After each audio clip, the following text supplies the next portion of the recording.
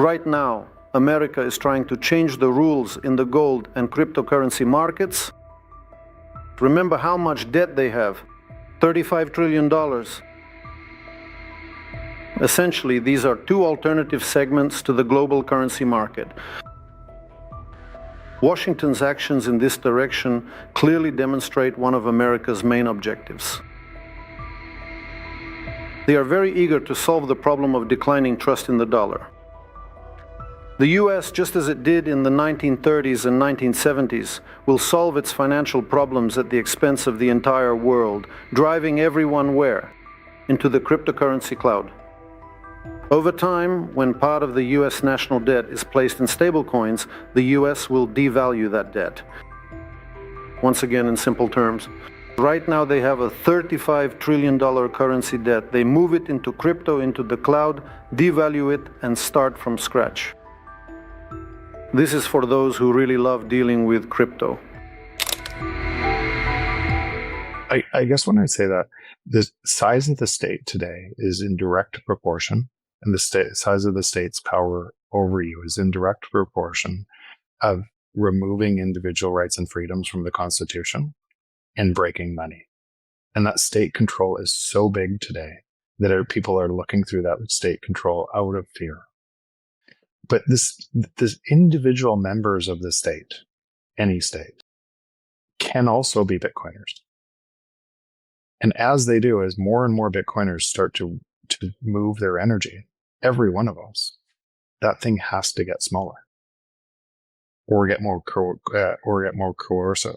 Now, I'm not saying from an individual, I'm not saying to not protect yourself or to spend some time. I just moved from Canada for the very same reason to the US.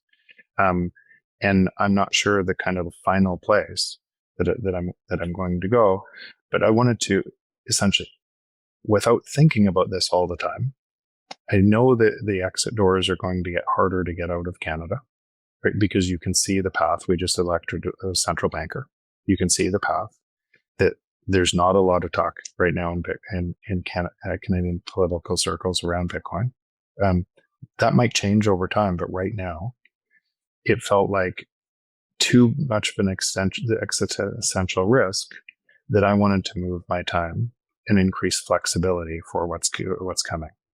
So I've done that. So in kind of this world, you'd have to retain your ability to move quickly and have flexibility. I'm still stuck in Canada. I'm curious if there's anything in particular. Was it just kind of like the election of the twice central banker and former, I think, like candidate for the IMF as well too, Carney, getting in? Or was there anything else that really contributed to your view that like I need to act now? I feel you were, if I'm not mistaken, you were in Vancouver, at least we're in BC. And so I know that it's very different culture than out in Western, like in Alberta here, and a little more rural Alberta. So that may have contributed to your decision making. But I'm curious if there's anything specific that's like now was the time. Canada does not look good.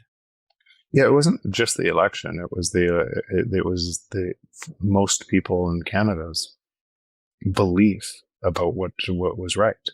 So that the election couldn't have happened like that unless people believed that was the right course of action.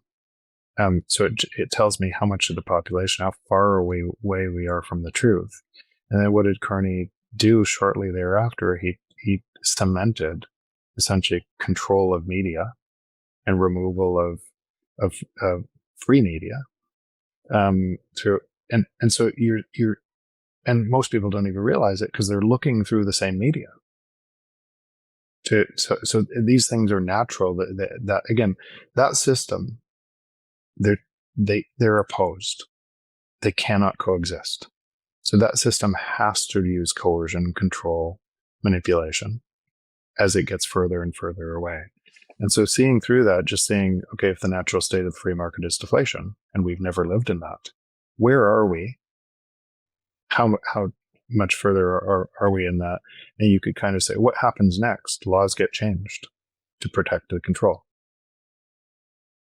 So most people think laws protect them. If laws protect you from the manipulation of money, then you'd think the places with the most manipulated money would have the best laws protecting citizens. Kind of looks inverse from that, right? So you can see what's going to happen out of these, and you can take your own steps to be able to protect yourself, your family.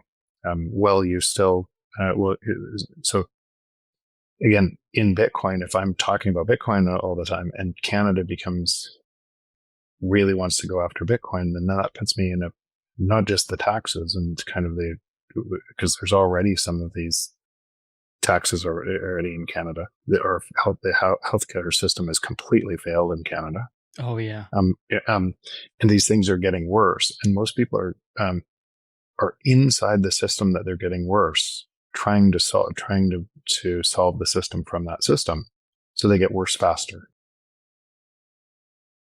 And so you from there you just know, okay, I'm doing a lot in Bitcoin. So what does that look like for a government that's against Bitcoin? That's for this other thing, and a whole bunch of people that believe this government from the same manipulated media. It looks more dangerous, at least in the time for Bitcoin. Now, Pierre will probably use this to be able to advance Bitcoin.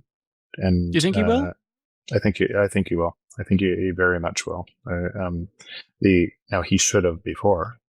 Yeah, he was very quiet about it last election, which felt like bad pollster suggestions. Yeah, it was bad. It was a mistake.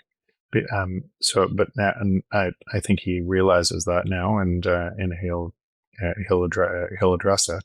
Again, more and more people will see it, but we're early in Canadians understanding this.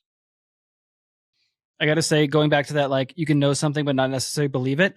I've never felt more uncomfortable being in Canada than realizing the Bitcoin monk himself has now left. Seeing you go definitely makes me feel like, oh, Jeff's getting out now. Things are getting a little bit warm, and I might not be paying close enough attention, which, funny enough, and sorry, Gary,